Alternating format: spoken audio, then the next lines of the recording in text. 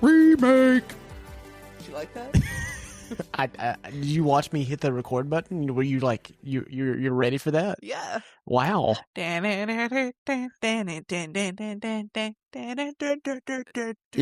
Everybody take your top off. What? Whoa. Anyways. Remake. She said it. She did it in honor of Lee Cronin's The Mummy, which we saw, and we have our opinions. And I'd like to see it again, but in honor of that, I thought like, oh man, what if we could remake anything? What if what if we wanted to just like we have ideas and we just want to put them out there into the ether, like for either.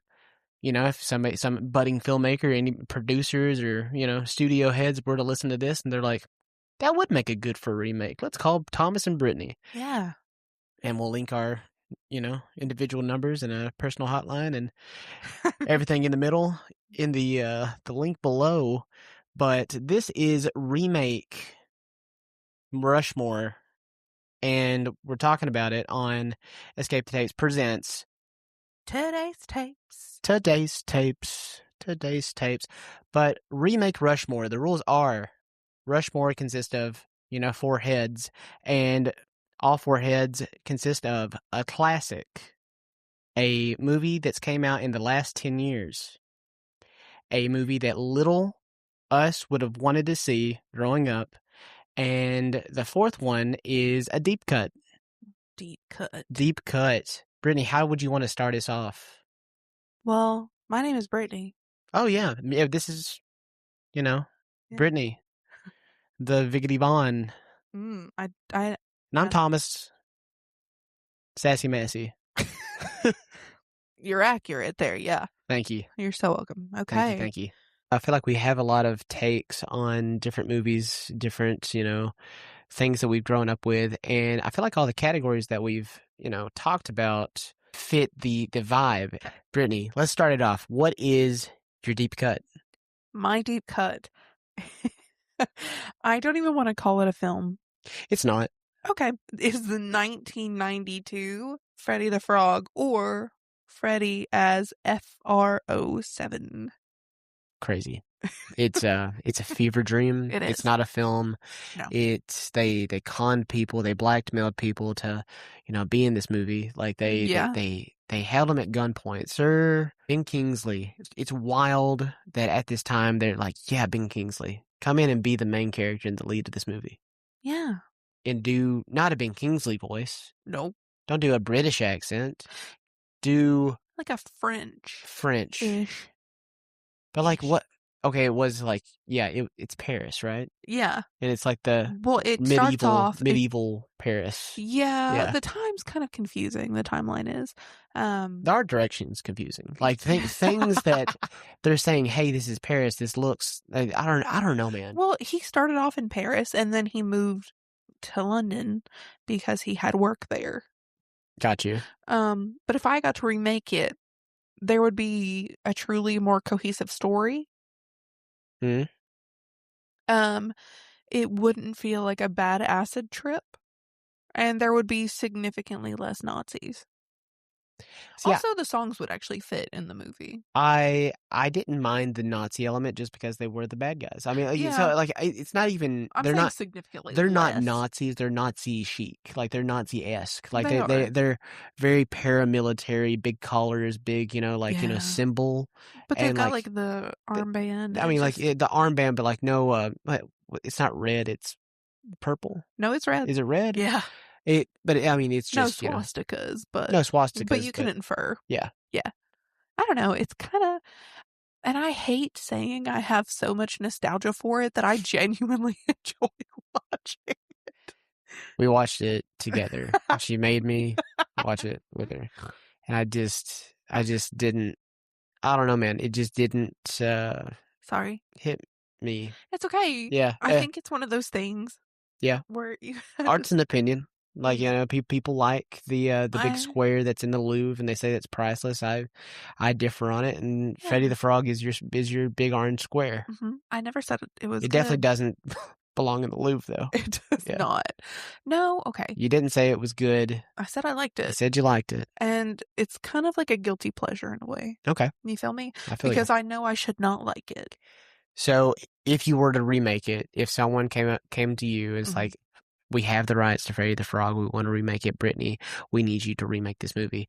What's your take? Like, would you cape Can I keep what? the 2D animation? Would you want to revert Yes. back to that, or would you want to keep like, you know, a Pixar or like, you know, No, a DreamWorks, you I know? want to keep 2D animation. I don't know. I do. No. Hear me out. Because a lot of the newer Fully like, disagreed. whatever.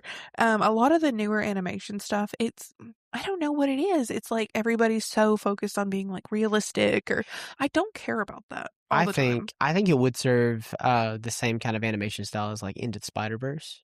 Or there's this new interactive, like, you know, kind of like movie, but it's a game. Yes. Mixtape. Mhm. Mixtape has a really cool Into the Spider-Verse-y kind of, uh, I like don't know the why I'm thinking of like the Until Dawn video game oh no. animation style. Like it's Mixtape was really cool, and I feel like, I mean, anything could benefit Freddy the Frog. You can't listen. You can't polish a turd. You can't. It's still a turd. I'm sorry. Lipstick on a pig. I'm bashing this No, thing, no, it's okay. but like I think I also bash it. it could, if you framed it and it had a better script and you like did everything Differently. way different, way different. You could keep some of the premise. Just like take away characters and like strip it down Yeah, and like have a cohesive story, but also have like a good animation style. sure. I wouldn't lock it down to like a 2D, but like just Hear like, me out. yeah. I'm thinking old school not Beauty and the Beast. No, sorry. Old school Sleeping Beauty animation style where they did all like the hand drawing, Okay. all the hand painting. I think I would kind of like that kind of vibe. Okay. You feel? You're like, no. Well, the thing is, Brittany, they did the same thing with Freddy the Frog the first time. Well, not necessarily. I mean, not to that degree. You know, but somehow people in the 30s and the 40s at Disney had way better technology than the people in 92 Yeah. with Freddy the Frog. Yeah, I don't know. I don't know. I don't think I want it. I don't want it going full Mario movie animation. No. Like, have you seen Spider-Verse? No. Buddy, what are you doing? These are the best Crap. animated movies of our generation. Let me go look. The animation style, it is a hyper realized, like, you know, comic book adaptation, and it's amazing. I feel like anything could be improved by this animation style. And also Mitchell's versus the Machines. I feel like Mitchell's versus the Machines, that has a very similar animation style, and like My only thing is I'm trying to imagine a 6-foot frog wearing a bomber jacket in that style. I can see it. Okay. I can definitely see it. You know what? I'll give it a whirl. We'll do that. Okay. And I'd love it. Is Big Kingsley dead? Is he still living? We still have him. Okay. Yeah. I'd like him to reprise his role. Okay. I think that would be funny. I think it'd be cool if he came in as the what is the prime minister, the person that controls, you know, like, and like, you know, asked for the Paris, you know, like that division to bring in FR07. Yeah, that'd be cute. Yeah. Yeah. Well, I just would like him to return. Okay, who's the audience for this?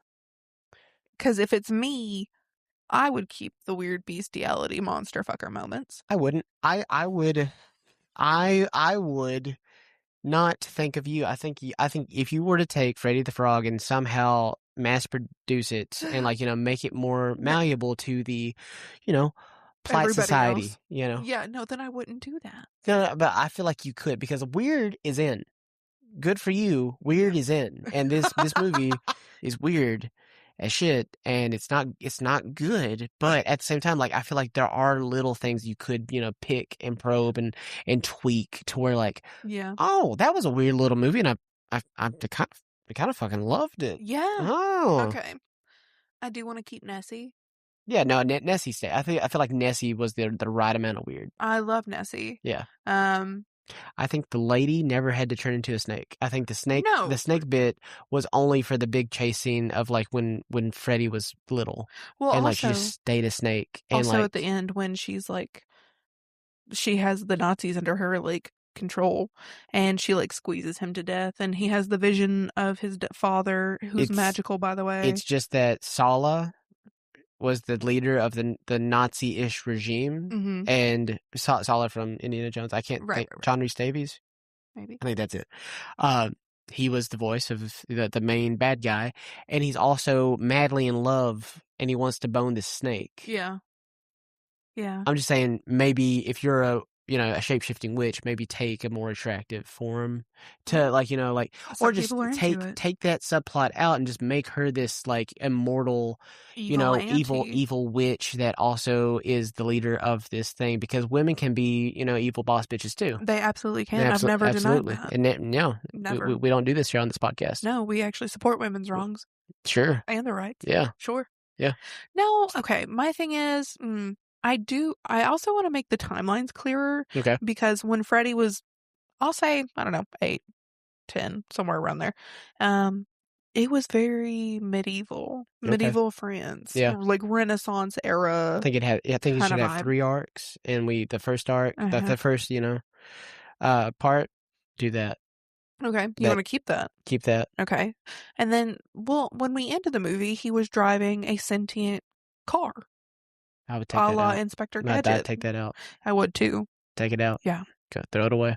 If anything, I think it'd be cool if he was driving a motorcycle. I think it'd be awesome if he's driving a AI powered Tesla mobile.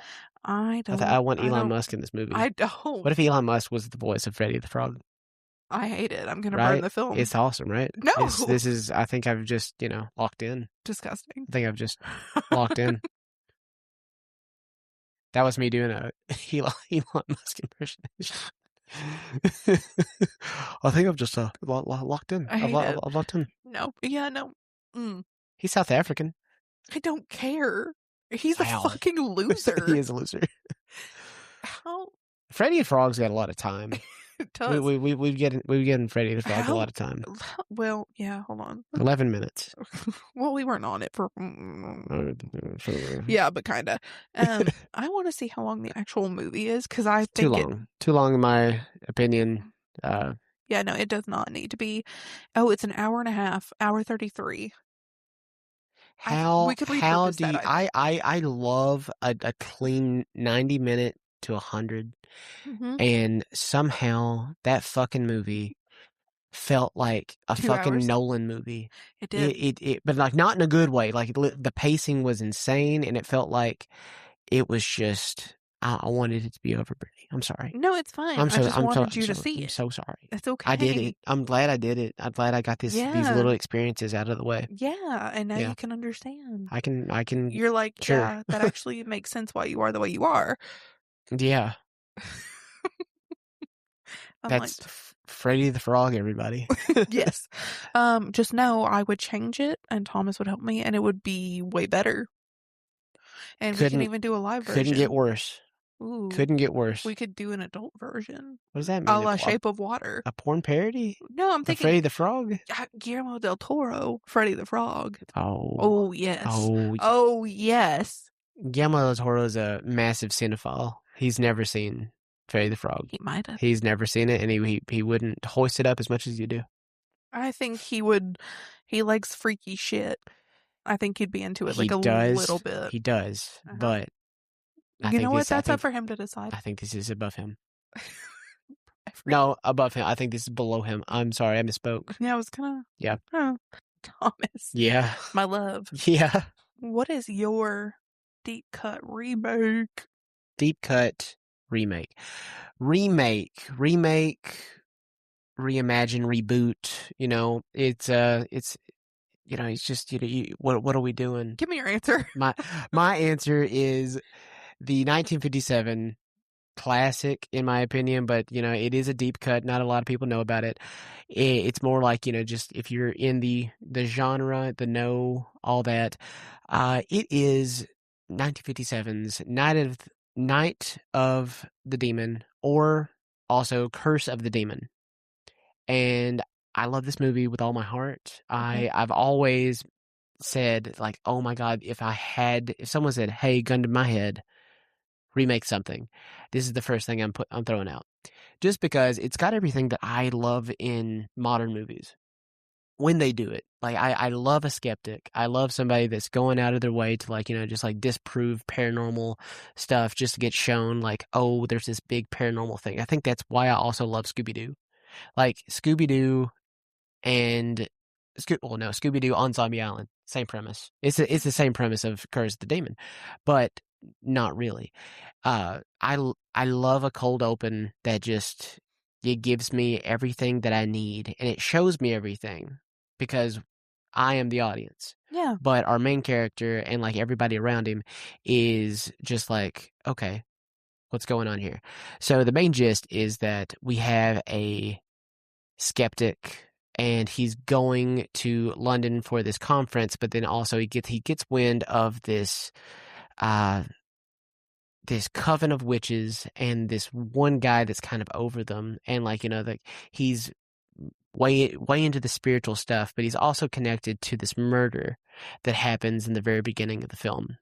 And he's more or less just putting curses on people that's getting in his way, and he's using a curse that uh, allows a demon to come and do the dirty work for him. Ooh. And just placing that level of supernatural up against a naysayer and like just like somebody that like disproves for a living, I love it. And the way that I would want to see this remade is kind of in a just a grungier kind of way. Okay. Place it, strictly in the modern day, social media and just like everything's there. I know a lot of people, say like when you're making a movie, try to get away from like, sit in the 90s, sit in the 80s or something, like early 2000s, like, social media is I think social media in this sense is a good thing. Maybe he is a rock star kind of like, disprover, like ghost hunter, paranormal researcher that's broken off from like a team, like, a la like, Ghost Adventures, Ghost Hunter, like a TV show. And like he's Mm-hmm. went his own way and like he's trying to, do something and like stake a claim to his own acclaim and like tries to be his own debunker, and then he gets brought into this globe-trotting kind of story about this coven that is kind of a coven but not really like they're more or less like the town folks from Hot Fuzz, if you ever seen Edgar Wright's Hot Fuzz. And he goes there and he's like, well, these people are normal as shit, something's got to be weird here. And goes around like I feel like you could also do a lot with the demon. Mm-hmm. The demon, the look of this monster is awesome. It's like a giant bat, like the bat nose, like kind of piggish kind of Yeah. nose, and like these like tendrils and like horns and everything. Like I fuck with it so hard, and I feel like there could be a really cool modern design Mm-hmm. to bring it back into it. And I don't know, the way that I feel like I would show off the demon more because Okay. in the original movie, I feel like they don't do it just because it's budgetary. Mm-hmm. It's a 1957, like they're rushing this. They're trying to get this into drive-ins. Like it's about the atomic age, but this has nothing to do with like science fiction. It's a different beast on its own. But I feel like it's trying to tap into that market. But this, I feel like if we had a big budget, monster movie and also kind of like a supernatural thriller mixed together. Yeah. And I don't know, I feel like I'd want to see that thing run. I want to know how that beast moves in the modern day. But yes, I love Curse of the Demon, Night of the Demon. So is this more like an appreciation remake? It is. Okay. It's a passion project. It's Okay. something that I love the cover to it. Not everything needs to be fixed. I mean, Freddy the Frog definitely needs to be fixed. We need to fix that shit. If anybody like said, oh, we're doing that, Mm-hmm. that one needs to be fixed. This is a good movie that I would like to remake. That to bring this is more or less we got to bring this back into the zeitgeist. Right. Yeah, Uh-huh. there's some things that need to be like a deep cut, like, you're the only person in the room that knows about this. It's like, okay, Brittany, yeah, the frog likes the lady and wants to bang her.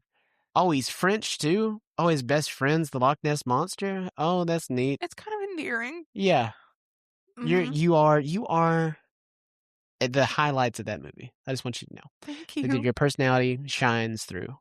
And that's the best thing I could say about Freddy the Frog.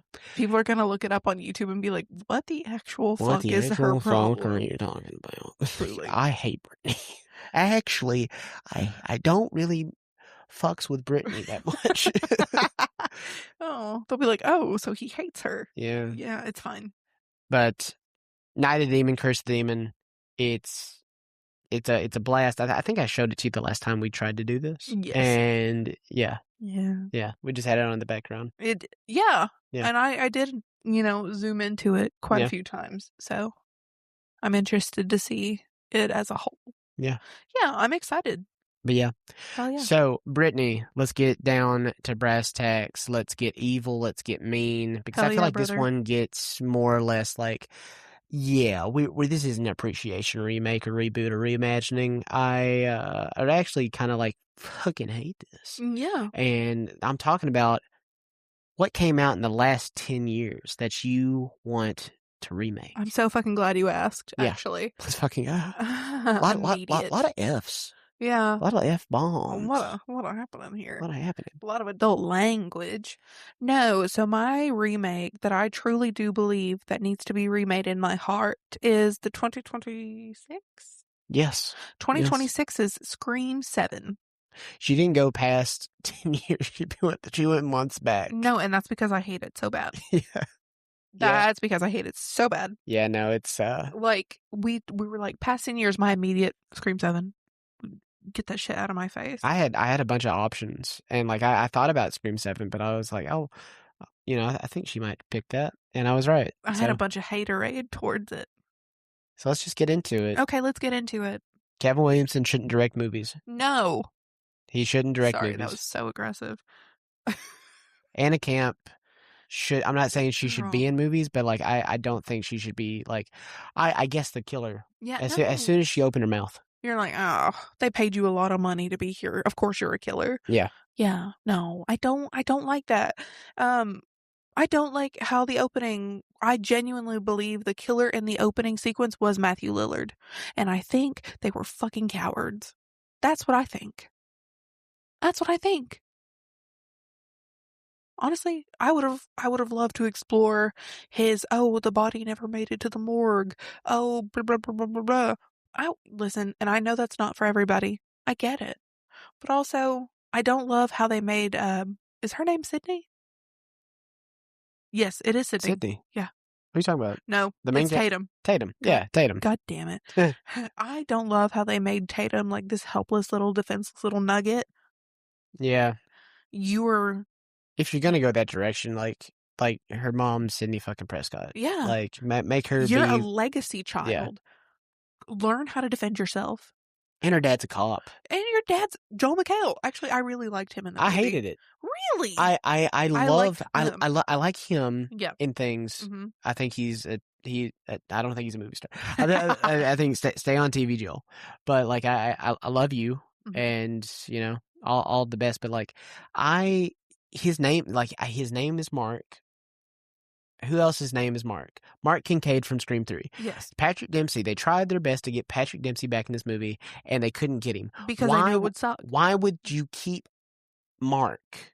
It's so confusing because, like, in Scream 5, like, Dewey's, calling her to warn her, hey, there's a killer. Oh, by the way, how's Mark? And it's a good callback. And I'm really just getting mad because they went back to Sydney. We had a clear throughway. Mm-hmm. If you wanted to come back to Woodsboro and do all these things, you had Jenna Ortega. Mm-hmm. You had see, and I would have loved the Carpenter sisters. Why can I think of Sam?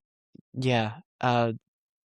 Melissa Barrera. Yeah. You Melissa Barrera all day. Melissa Barrera. We could have gone in such a different direction. Way different. Like legacy killer. Like, she could have tapped into the Billy Loomis of it all.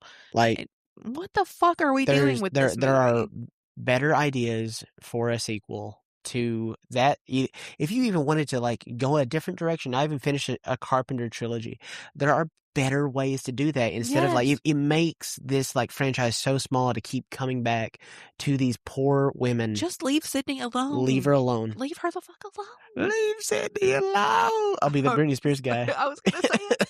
More. Leave her alone. The setup to the killers is it's like AI slop. Yes. It doesn't feel like Kevin Williamson, who wrote Scream 2. He did a pass on Scream 3, Scream 4. Should have passed on this one. Like it doesn't feel like that. Also, he directed Killing Mrs. Tingles. After watching that movie, you should be like, oh, hey, you know, I understand you're a first time director and everything, but like maybe just don't do this. Maybe it's not for you, kid. It's not for you. It's not. And you know, Happy Pride Month. He's a good gay, but like, Is he? I'm sorry. Yeah, he is. I didn't know that. Yeah. I'm not shitting on you because of Pride Month. I'm shitting on you because you have shitty work, and Okay, it just Brittany. happens to be during Pride. Okay, Brittany. No, I'm so frustrated because there's so many different avenues we could have gone down. And it, as a Scream lover, and I know you agree, it felt like a giant bird. I'm gonna spoil something. When the first killer gets ran over by a van and Gail Weathers and the Meeks twins step out, I wanted to walk the fuck out of there. I thought this was, I don't need it. We are 6 movies in here. Yeah. I don't need a legacy character just showing up in every single scene. And that's No. what happens.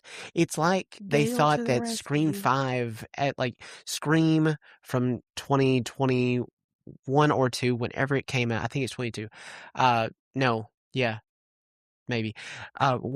It was just called Scream. It's Scream 5. I feel like they forgot that movie even existed, and they were like, we want our own kind of like, you know, legacy sequel. And that's what this was. And it was half-assed, and it's terrible. It's god-awful. The writing's bad. Yes. Characters are bad. Honestly, that script was probably written by AI.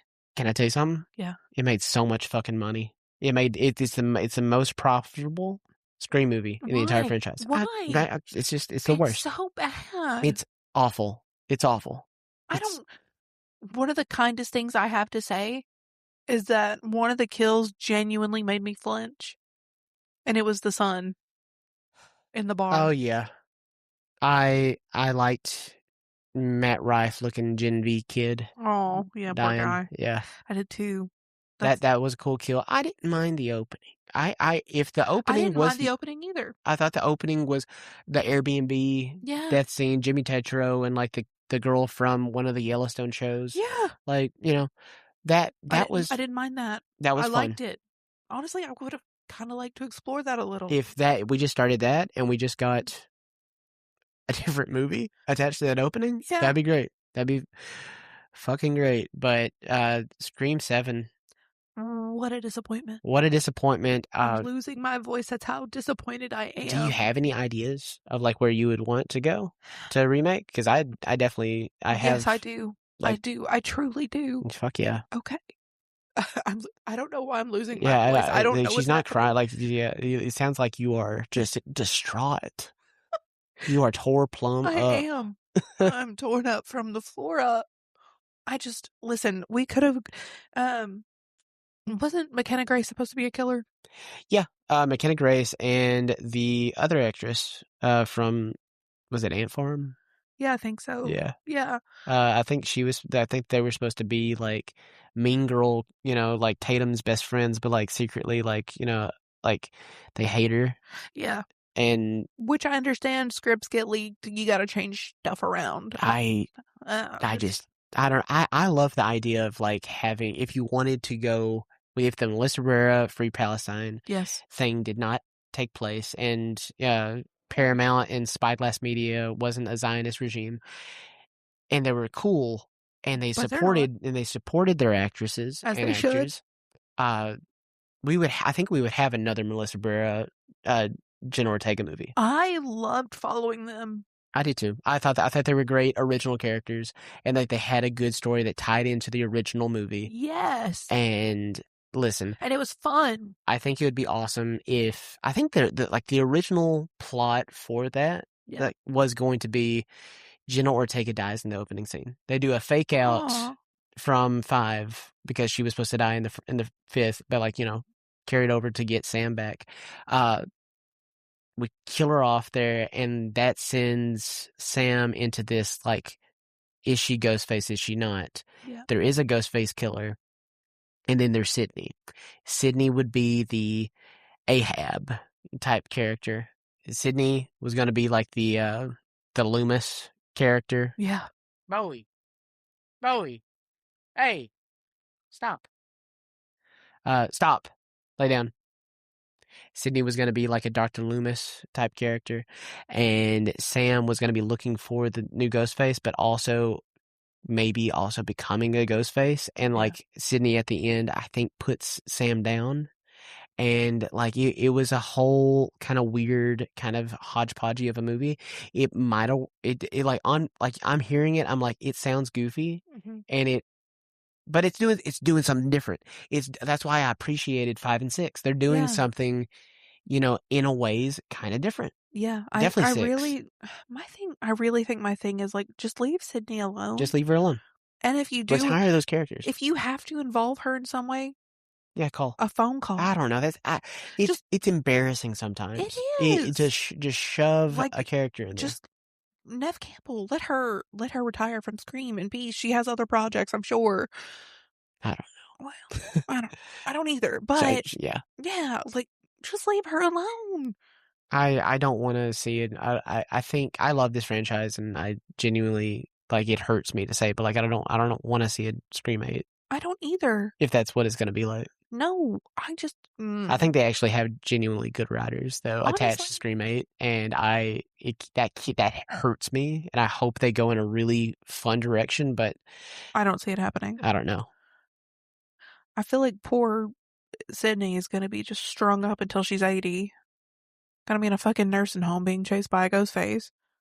Scream 7. Yeah. I have one. Okay. This is a dumb question. I genuinely, when your brain turns to mush and you don't know any of the answers. Did any of the other ghost faces survive, or have they all been murked? They've all been murked. Oh. Yeah. That was going to be a what if Stu. Yeah. See, and lived. I would have kind of liked to explore the Stu. The AI part just really unnecessary. Dampered it. Yeah. It's bad. If I remade it, no AI. CGI, sure. Well, see, AI, no. Like the deep fake is kind of cool. Yeah. But like the AI of it, I know deep fakes like, AI learning and all that, but I don't know, just don't do it. No. We could have just done something else. Yeah. Anyways. Now that I'm off my little soapbox. I was there too, buddy. Okay, great. What in the last 10 years would you like to see remade? And I know a couple of options off the top of your head, but I want to hear what you've decided. Well, I'll just, slightly, it's the last 10 years, but it's like the ones that I would, say honorable mentions to are, Exorcist Believer, piss me off. Wolfman, I feel like if you just change the name, I think the opening text is like face of the wolf, or like something of the face of the dog or something. Call it that. It just didn't feel like a Wolfman movie. But I digress. In the last 10 years, I get more infuriated in 2019 than I do any other time. Okay, tell me why. Well, it's a bunch of words. You put them together, and it makes up Star Wars Episode 9, Rise of Skywalker. I did not anticipate this one. I have never been so miserable at a movie, and it's Scream 7. Scream 7 made me somehow, like, it brought me back to, like, that level of hate. And I say what you will about the sequel trilogy. Like 7 is basically A New Hope, but like reduxed and redone, and it's really good. I really appreciate Episode 7, and then we get to 8. A lot of people are divisive. Last Jedi, a lot of people don't really fucks with the Last Jedi. I do. For the most part, for a good majority of the movie, I do. I think the Casino Planet, we could have spent less time there. It should have been less goofy, and Leia, dying but not dying and using the Force powers in space is very, very goofy. It still really looks goofy, and it is bad. But Rey being no one, Rey just being a lonesome scavenger that was sold as a child and like not having any connection to any greater, you know, members of this ongoing Skywalker's lore.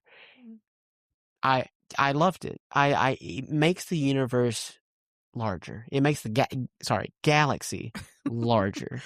And in a galaxy far, far away, everybody at Disney just wants to make everybody related and connected no matter what. And they don't have to be. They don't have to be. And it pisses me off all the time.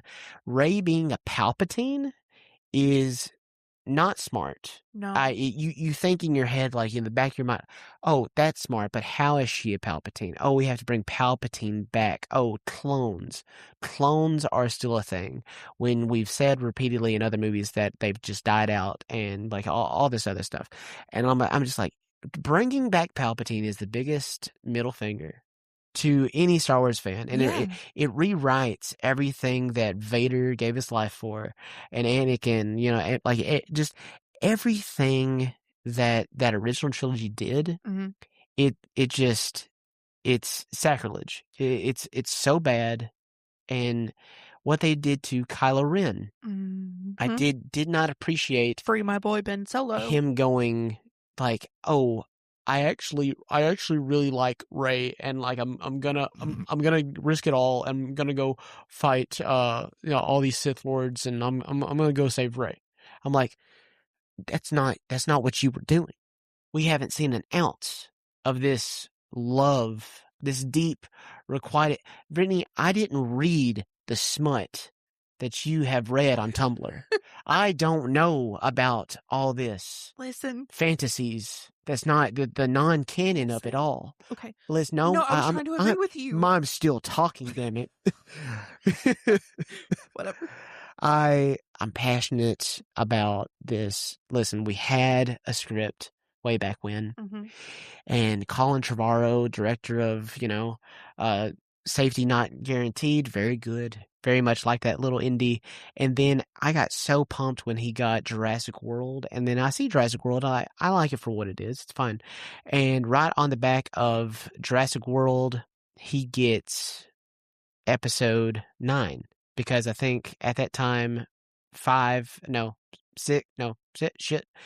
episode 7 had already been made. 9 already had Rian Johnson. And they claimed Trevorrow as 9's director. Having all 3 different directors was a complete original trilogy move, and I loved it.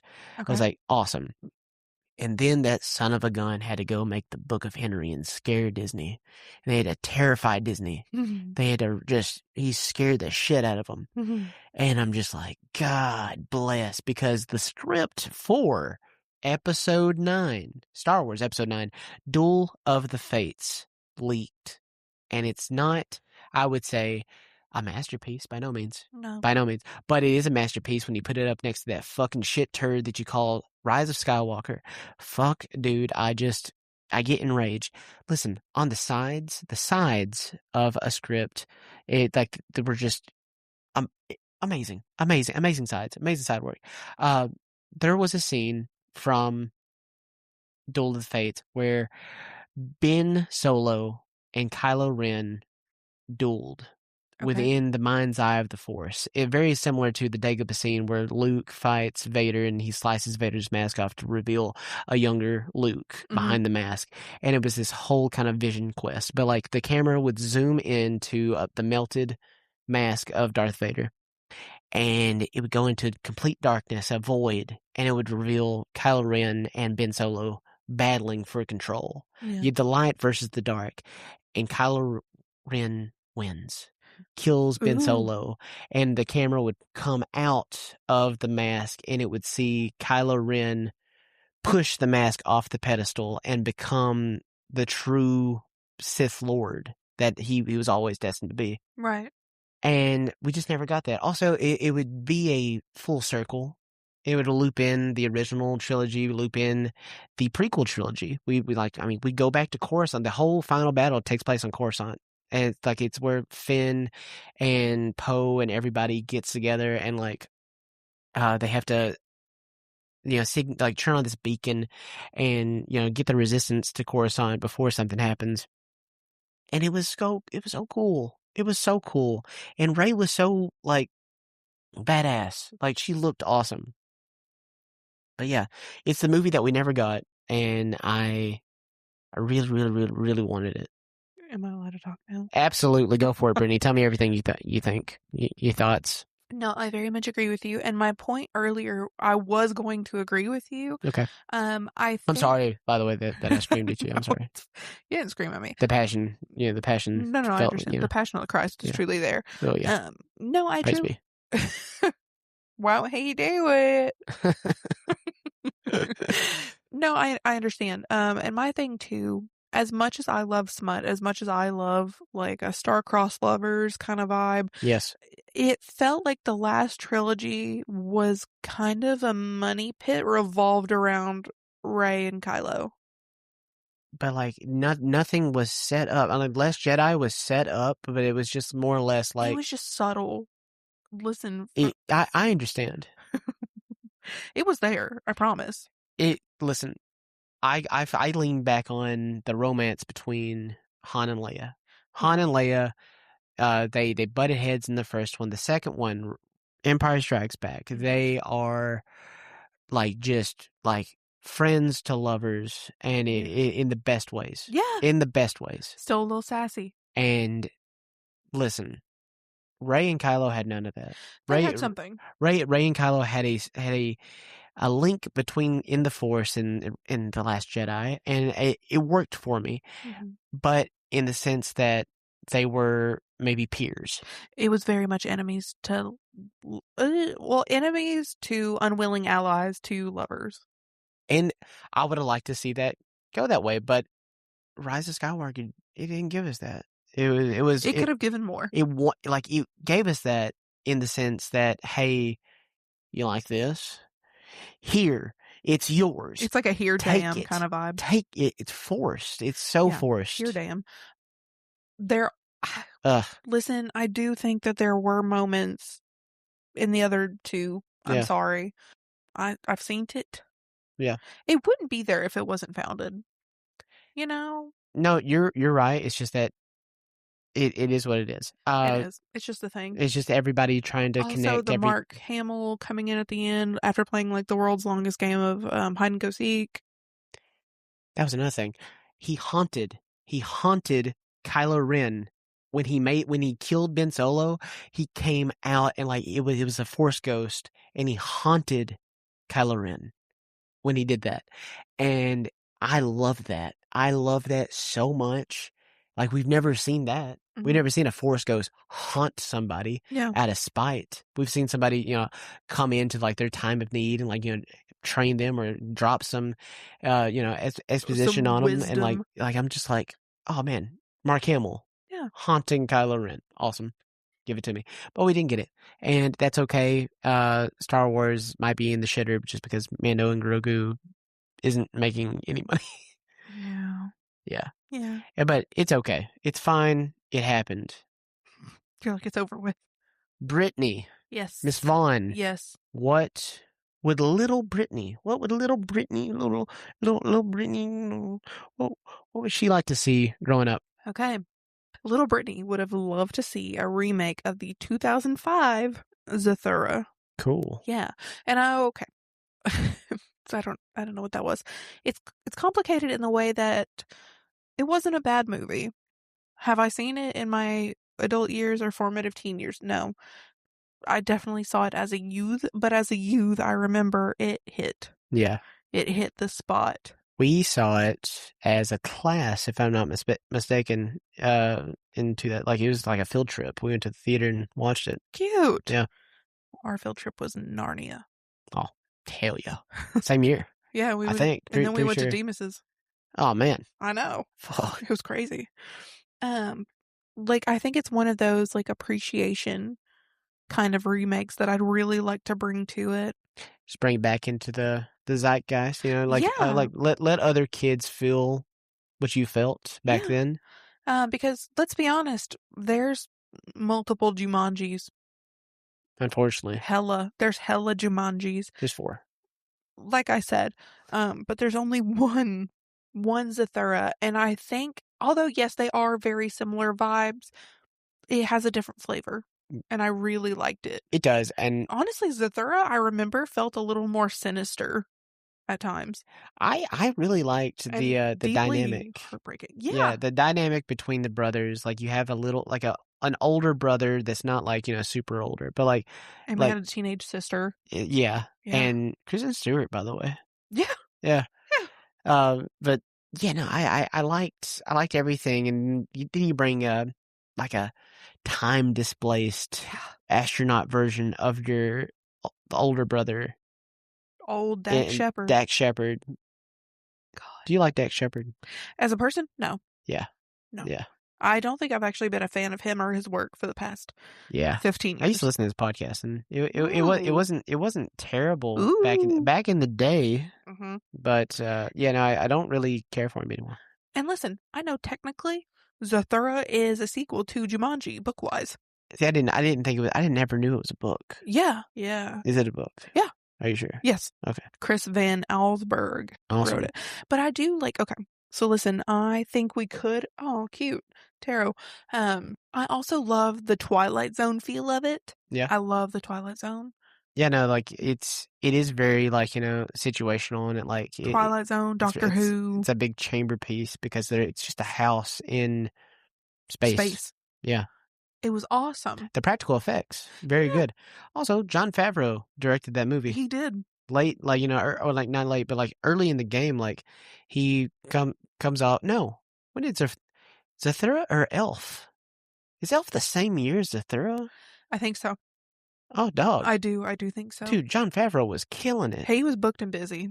Awesome. Let me tell you. And then he, 3 years? Yeah, 3 years later, created the MCU with Iron Man. Good for him. Yeah. Booked and busy.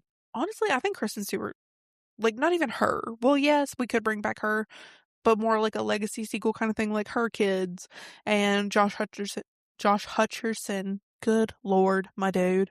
Ooh, Josh Hutcherson is babysitting the kids. Mm-hmm. And he is a kid. And like, what if like they're like, 2 girls? Yeah. And yeah. Yeah. This is writing itself. It is. Yeah. Jon Favreau. Call us. Josh, you're a Kentucky boy. We're damn near neighbors. Damn near. Come on in. I didn't know that about him. Yeah. Let's go. Like super fluent in Spanish, like crazy. I liked him in very I Love talented. LA. Yeah. It was really, it's a fun little thing that he did. Yeah, I think it would be like, can I be mean? Be mean. I'm tired of seeing The Rock and Kevin Hart and Jack Black in Jumanji remakes. I'm over it.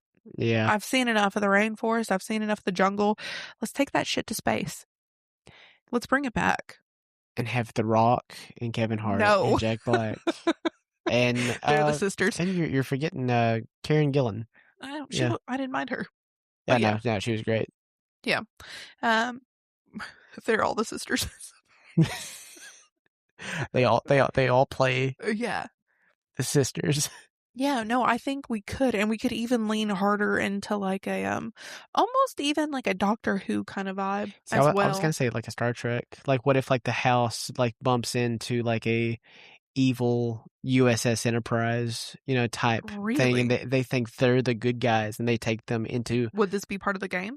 It might be part of the game, Mm-hmm. and like it's a trust system. Like it's more like a Secret Hitler type thing, and you think that this Star Trek Enterprise, Starfleet crew are like really good people, but you find out that they're working for like an evil regime, and like they're trying to conquer star systems and everything, and like they're like, we gotta go, girls, we gotta get out of here. We gotta take the house back. Actually, I love this. I do too. I love this. Thank you. I've been so excited about this. I love Zathura. I've always loved Zathura, and I'm a very big, passionate believer that we should bring it back for the youths Yeah. and also the millennials, such as us. No, I think it would be great. I I think it love would be this. fun. Yeah. You know, it's not like a sequel, Ooh, but it's not like, you know, it's something newer this information but comfortable. that they find out, like how they found out. This is, you could cut this if you want to for No, if this is going too long. But like No, I'm if not. Josh Hutcherson is like, you know, on this ship, they're treating them very well, you know, like on the USS Enterprise, Mhm. and the girls are like, you know, having fun, and like he just goes about, you know, his way, and then he sees something and he goes into like a he's not a brig part that he's not supposed to be in, and then he sees like this, like, you know, chamber, like, you know, holding cells, and he Mhm. walks down and he sees like aliens, you know, like, you know, prisoners and everything, and then he sees this person and he walks over, he's like, you look familiar, and then like he sees it's Dax Shepard, and Oh my God, it's yes. older Josh Hutcherson, astronaut, and he's like, oh no, you Oh, played it yes. again? It's like, and then he finds out that through his older self, that these people Are evil are as hell. evil, and they're like, you know, space Nazis. Yes, I Yeah. love this. Yeah, yeah. John, call us. John Favreau. Please. John Favreau. I have a story. We have a story. There we go. Zathura. I kind of just want Galaxy Quest and Zathura to have a baby. Okay. Yeah, that I think really that's do it. want some Doctor Who in there. Yeah, maybe a doctor. I want some, like, yeah. maybe like a landing space that Maybe feels Dax very Shepard becomes Doctor a Who. Doctor Who. No. Fuck you. What if he's a doctor? Don't you dare. What if he becomes a doctor? Don't you dare disrespect the doctors like this. Zathura. Matt Smith, though. Nah. He could reprise a role. He was supposed to be in Rise of Skywalker. Well. He was supposed to be like a clone, a rogue clone of Palpatine. That's crazy. Yeah, so that's my remake. I love it. I would fuck so hard with a Zathura. A Zathura. Zathura. That's awesome. Little Thomas watched Zathura, but it would be really cool if Little Thomas had an updated version of the 1960 movie Dinosaurus! Exclamation point. I love dinosaurs. I'm just like any, you know, autistic man in his you know, early 30s.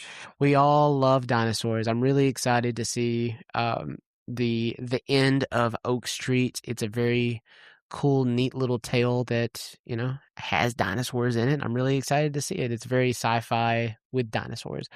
I love Jurassic Park. I love, you know, aspects of where that franchise went. I don't really care for Jurassic World as much, but it is what it is, bruh. But Bruh. as a baby, I was watching this a lot, and it involves a team of engineers who are, I think it's a Caribbean island. It could be Hawaii. I'm pretty sure I think it's a Caribbean island specifically, though. And they run up on these, like, you know, frozen, you know, they unearth, I will say, and thaw out a Brachiosaurus, brontosaurus, a T-Rex, and a caveman, a Neanderthal, if you will. I will. And this engineer and his daughter, and like they're there when like the Brachiosaurus and the T-Rex wake up, and they just go at it. It's a showdown, pretty much for the ages. Yeah, for the ages. And they wake up and they just go at it. And the Neanderthal one is kind of like a mediary. Like he's like, you know, still trying to figure out where he's at, you know, what's going on. Whoa, now. Chill out. No, that's what the caveman said. No. Whatever. But yeah, no, I think that would be really cool to maybe interpret into modern times. You could say it whenever, but like I think a modern lens on finding a prehistoric, you know, species. Like, you know, you could even change out the Brachiosaurus. I don't want to, because I think it's really cool. It's a cool dynamic. You have a giant titan that's, you know, so strong, and then you have this ferocious monster that is a T-Rex. Yeah. And your Brachiosaurus and T-Rex just going at it. And I think that would be super sick. And then you also have the caveman, a man out of time, a man that, you know, maybe could show you like what it was like back then with like hieroglyphics or finger paint, doing whatever. But I don't know. I think it could be a really fun, you know, movie, and I hope kids still like dinosaurs. Like I know everything's superheroes and animated bullshit, and Backrooms this and Minecraft that, and I I just want dinosaurs to come back, and I really hope that this new little movie with Anne Hathaway and Ewan McGregor brings it back. The trailer was really fun. God damn it, that's exactly what I was looking Yeah, up. the trailer is a lot of fun. I was- In Oak Street. You're so funny. Yeah. We're locked in. Because I was going to be like, oh, is it going to be similar at all, your concept, to the end of Oak Street? No, I don't think so. I think it's just where like the street is like in a temporal zone, and like it just literally lifts the street and teleports it to 65 million years ago. Yeah. Okay. But I want to do the opposite, and I want to bring the dinosaur and the caveman aspect to us, like in the movie Dinosaurus. Also, really cool title. Like, imagine walking up to like a ticket counter, buying it, like not even buying it online. Don't buy it online. Go to a ticket counter, and it's like, yeah, can I get one or two for Dinosaurus? I'd love to see Dinosaurus. Give me a Dinosaurus, please. But what movie are you here to see? Me in my full Velociraptor costume. John Wick. Oh my god, it's John Wick. But yeah, no, I feel like you had a lot to say about Zathura. I mean, like it's a very cut and dry premise. No, and that's okay. Like, it doesn't always need to be. There could be more added on to it. I haven't given a whole lot of thought. I just know that little Thomas would have loved more dinosaurs. Hell yeah, brother. Yeah. Alrighty. Brittany. Yes, darling. What's your classic? Ooh. Your big finale. It's the big finale, y'all. Okay. Classic. My classic comes from 1987. Oh no. It's not The Princess Bride. But that is my favorite movie of all time. Want y'all to clock that. Want you to write it down. Take a little note. Remind you in case you didn't know. Okay. But this movie, the remake, the classic me wants to see, is 1987's Adventures in Babysitting. Dun dun dun. And listen, I understand Disney did a remake. It does not exist in my eyes. Did they? Yeah. What is it called? Hold on. I think it's literally still Adventures in Babysitting. They did a remake? Yeah, it's actually kind of disgusing. What the hell is that? Yeah, exactly. That's what the fuck I'm saying. They've made a remake to, big movies in the 80s, and like it was around the early 2010s, or like, or like, late 2000s, when like there were, Planes, Trains, and Automobiles. Yeah. And they were trying to make a remake of that with Todd Phillips, and they did with Robert Downey Jr. and Zach Galifianakis. And something happened, and they just decided to turn it into Due Date. And they did the same thing with the movie Sitter, which it was going to be Adventures Babysitting with Jonah Hill.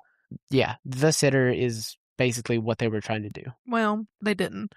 So they couldn't touch it. They could not. No. Listen, this is one of those VHSs I wore the hell out of. That's awesome. Thank you. I was obsessed with it. Honestly, if my grandmother has it, I'ma get it. Get it. If she still has it in her possession. But I really liked how gritty it was. Yeah. Very dark. Well, like it opens up with and then he kissed me. And then he kissed me. And she's getting ready for a date. It's very 80s. It's very light. So for the times. And then it gets really, cool, and like, like her bestie Brenda in a subway station. Yeah. Blind as a bat. Oh yeah. I forgot about the blind best friend. Poor girl. Jazzy Jeff in it. She's like, well, this nice man, and it's like a squirrel or a homeless person or like an unhoused person, and she's struggling, and she's like, please come get me. And they end up going to a blues bar at one point. The blues bar is really cool. It's a lot of fun. It's a lot of fun. I loved that. That was one of my favorite things. And then honestly, I started loving Thor purely because of this movie. Also, Vincent D'Onofrio. Yeah. Who is Kingpin. Yeah. And also Edgar from Men in Black. Yeah, he's great. Yeah. I don't know. This movie had everything for me. I see. Like, it had, like, the initial heartbreak, and she's like, fine, you know what? You may be a douchebag. I'm gonna make some money tonight, you know? This is the movie that like I learned about Thor Me too. through that little girl. Yeah. And he was my favorite superhero for a very long time because of this movie. Yeah. That's Well, awesome. thank you. Okay. See, I would remake it now. I would still keep that gritty Chicago flavor to it. Good. Yeah. Well, John Hughes. Mm-hmm. Good. You know what? Honestly, let's just remake it word for word, vibe for vibe. Just modern. Just modern. Just modern. Don't tweak it anyway. Don't Nah. tweak it at all. No. No. No. What if you made the babysitter Josh Hutcherson? Josh, actually, babe, we have so many projects for you. Please hit us up. You have to watch a lot of kids in both of them. Yeah, sorry. He could be Thor. No. Short Thor. Let him live. Little. Short King. Yeah. It's Vincent D'Onofrio's son. And he took over the mechanic shop. Yeah. Yeah. Yeah. And they're just like, Nephew. we thought you'd be taller. Be like, huh, we were told Thor works here. He died back in 2009. Why has he got to die? I don't know. Why can't he just be like, what? No, I think Vincent D'Onofrio comes back. Okay. Yeah. We'll bring him back. Yeah. Just bring him back. Reprise your role as He has Dawson. a beard. Yeah. Yeah. I don't know. It was so fun. Yeah. Like, I remember this movie, me wanting to grow up for it and be like, wow, I could live adventures like that. Yeah. Also, Elizabeth Shue. Yeah. Shoo-wee. Yeah. Hell yeah, Brittany. You like that? Hell yeah. It truly, I know that one was for the times. Very for the times. There are some languages that we don't, you know, Probably wouldn't be best in very, this very current not society. PC. God. But Brittany did say she wants to bring it back word for word. So Vibe for vibe. we're doing it. Baby, it's been a while since I watched it. I've It's got been my a rose while. tinted heart shaped nostalgia goggles on. Yeah. It happens, you know? It happens. But I do think that one would be really fun to remake properly. Outstanding. Yeah. What about you?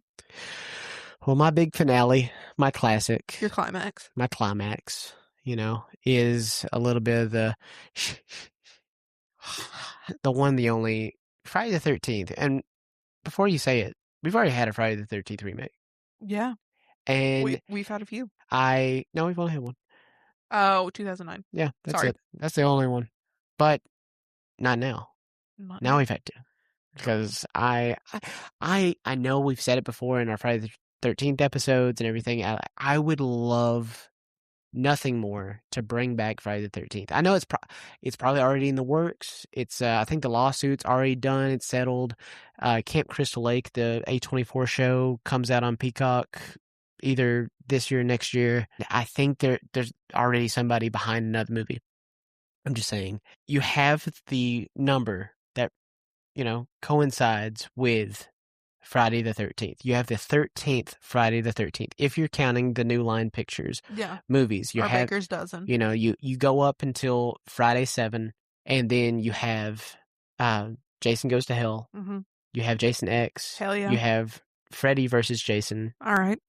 And the Friday the 13th remake. Yeah. We get a 13th movie in this franchise, and I think it should encompass everything that the franchise is. I think it should be a pure campfire tale brought to life, just as Jason is, you know, like we would touch about, you know, what happened in the 80s into the 90s, like, you know, that little things. And those movies could be canonical or non-canonical. Like nothing has to be canon. Right. And like it all can be in your head. Like all those stories can be campfire stories, or they happened. Even like the Tommy Jarvis?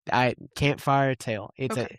It's all a big campfire tale. And like that's why like everybody's like, I mean, it didn't happen. It's everybody's got a campfire tale. Like I went to 4-H camp as a kid, and I was told about Herman the German, and it scared the shit out of us. And it was this POW camp, and like I think we looked it up. Like that camp was never a POW camp. So like it's all bullshit. Everybody's got a Herman the German, and like everybody could have a Jason Voorhees, Yeah. and that's why there's so much, everybody's so skeptical when certain things start to happen around this camp. And I would also set it around a modern time. Okay. Set it around a modern time, and you have the camp working. We finally get to see a fully functional camp, and like 12 movies, it's only happened one time. Yeah. It only happened one And time, that's the whole point of it. It's and a like summer camp. it it doesn't have to be Camp Crystal Lake. You can call it something different, and it used to be Camp Crystal Lake until they changed the name. They were like, it's bad for our brand. Bad for the brand, so they keep it going, and they open the camp, and it's been like this for years. Yeah. And we're chilling. There might have been some kind of buried treasure scenario in the lake. So, Okay. like, something, a heist gone wrong, somebody stole some money, it's New Jersey, Yeah. it's that, area. So like, somebody stole some money at this camp years ago. We now pick up to modern, present day, and someone is, trying to find it. These kids are in this kayak, this, canoe, they flip, they find this, whatever.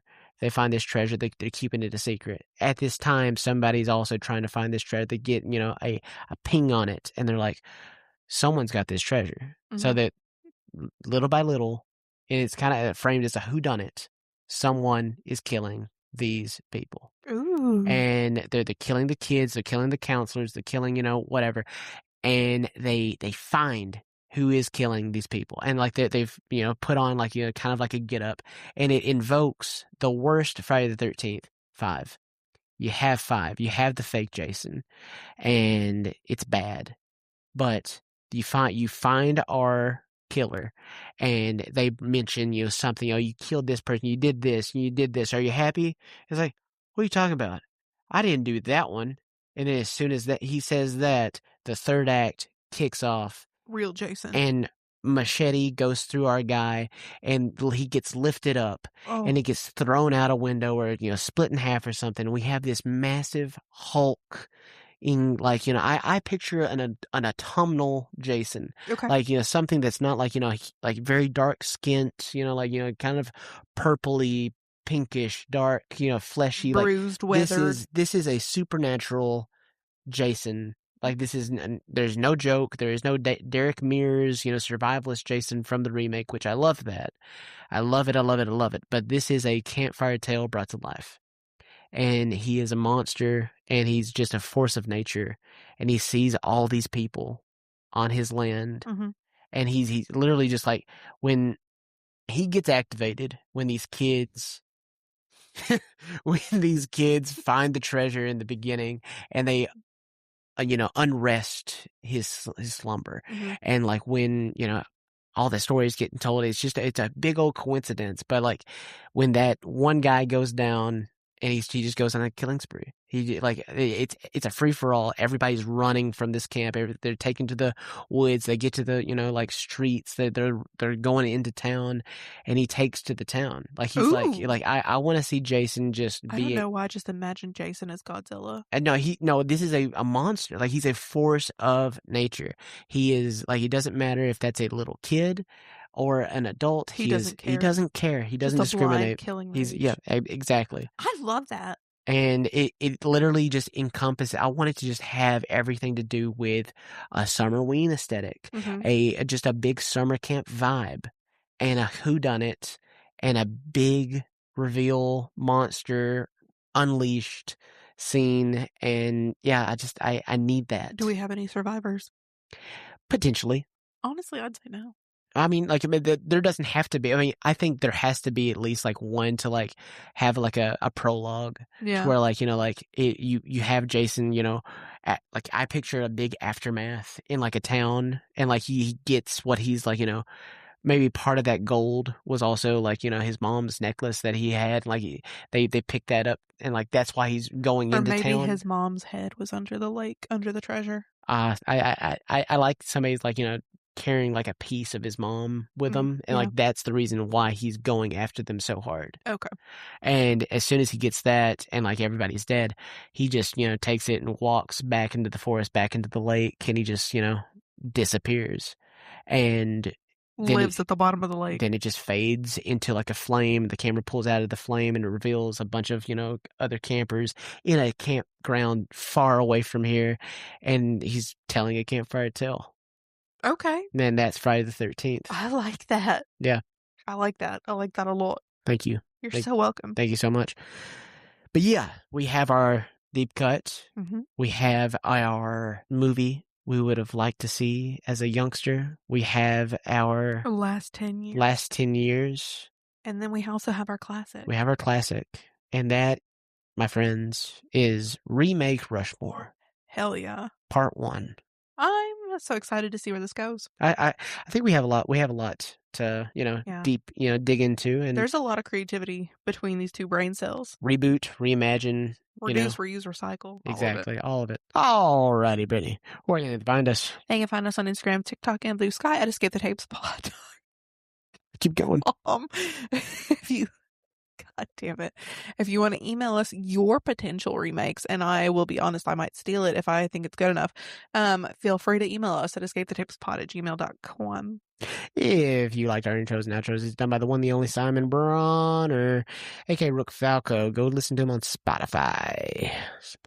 Spotify for Spotify.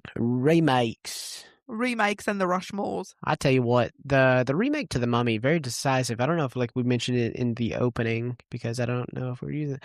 But like the Lee Cronin one? Yeah, the Lee Cronin one that just came out. I liked it, but I feel like that would be what I would go back to. I don't know. I need to see it again. I like it a good amount. I would not call it The Mummy. I think it's more of a possession, exorcist, type. Spirit of the Mummy. Like it is so Evil Dead Rise. It's crazy. Evil Dead Mummy. Lee Cronin, Evil Dead Rise. Right. Lee Cronin's The Mummy. It's just same. Yeah, same. Same bitch. Different font. Absolutely. But to go out on just a modern remake and everybody go see The Mummy. It was good for what it was. Go support your local cinema. Absolutely. And support us. Tell your friends about us. Mm-hmm. Just tell them that you're in love with us. Tell them. Download the pod. Give us a review on Spotify and or Apple. Turn their automatic downloads. Yeah. Coward. Please. Do it. Do it. Please. Happy Pride Month. Love you guys so much. Happy Pride Month. Bye now. I almost said two little bitches. No, I literally caught myself.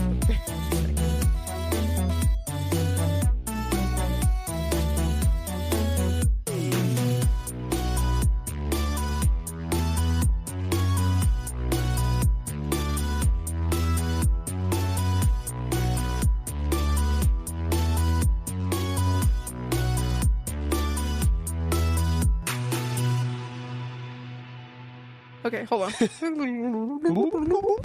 Okay, little Brittany. No.